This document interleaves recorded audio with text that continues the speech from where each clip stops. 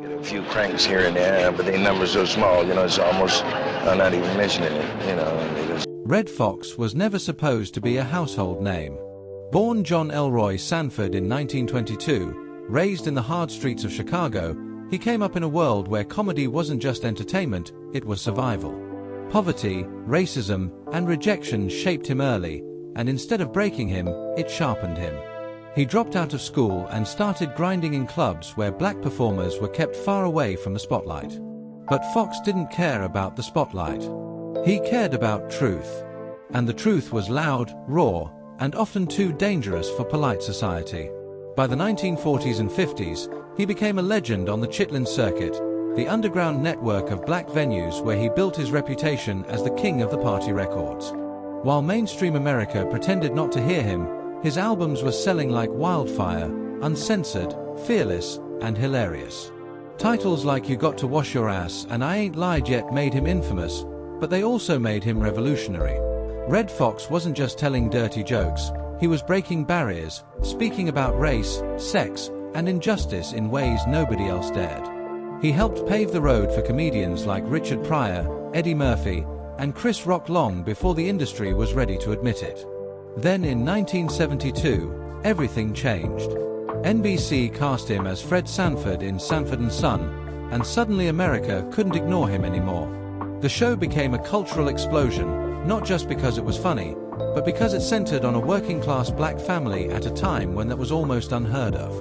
Red's character was loud, dramatic, insulting, and unforgettable, especially when he'd clutch his chest and scream, "I'm coming, Elizabeth." His chemistry with Demond Wilson was electric, and the show turned him into a star. But behind the scenes, Red was the same man he'd always been, stubborn, fiery, and unwilling to accept second-class treatment. He fought executives over pay, respect, and creative control, becoming one of the first black TV icons to openly challenge the system. His personal life, though, was as complicated as his comedy. Married 4 times, Red Fox moved through love and heartbreak like a man who never fully trusted happiness to stay. One marriage ended quietly, another collapsed under betrayal and bitter court battles, and divorces drained him financially. By the time he married his final wife, Kaho Cho, he was battling serious IRS trouble and watching his fortune crumble. Yet she stayed with him, and Red, with rare vulnerability, admitted she loved him even when he was down to nothing. That was the kind of loyalty he respected.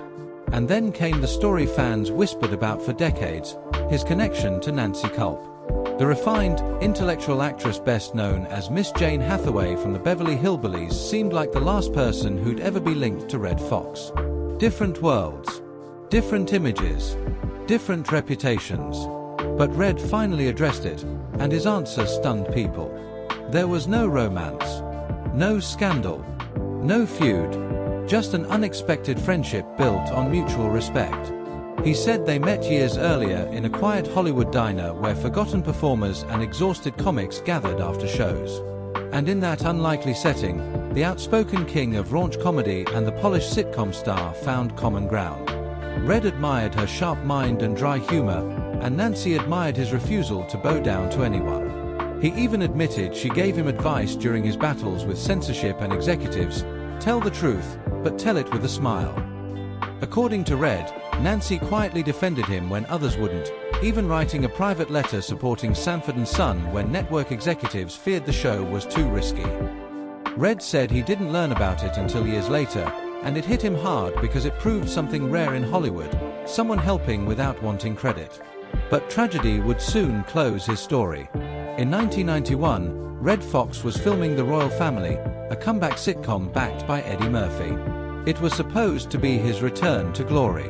Instead, it became his final curtain call. On October 11th, after tension on set and an interrupted interview, Red walked into a scene with no lines, simply crossing the stage. Then he collapsed. At first, people laughed, assuming it was another Fred Sanford gag. After all, he'd made a career out of fake heart attacks. But this time, it wasn't comedy. Dolores Reed rushed to him and heard him whisper 2 chilling words, "Get my wife." Paramedics raced him to the hospital, but 4.5 hours later, the man who had made millions laugh was gone. Red Fox died the way he lived, on stage, working, fighting, refusing to fade away quietly.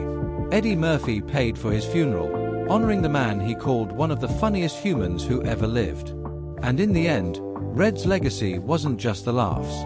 It was the truth. The fearless kind. The kind he carried from the clubs of the Chitlin circuit to primetime television. And when he finally spoke about Nancy Kulp, he reminded the world that behind the wild jokes and hard edges, he was also a man who never forgot the people who stood by him when nobody else would.